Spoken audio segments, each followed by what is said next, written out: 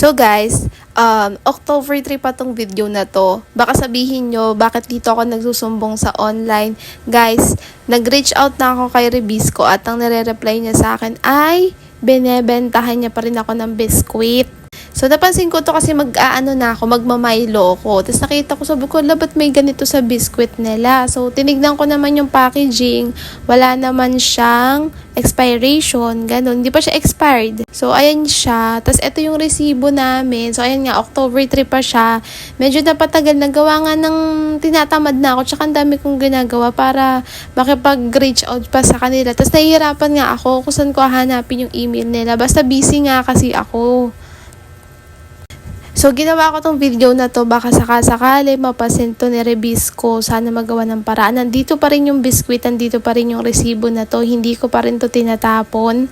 Kasi syempre, mami ko, ako kumakain yan, tsaka yung anak ko. Grabe naman kung makain namin. Tsaka hindi ko alam kung ano yung dumi na yun, 'di ba?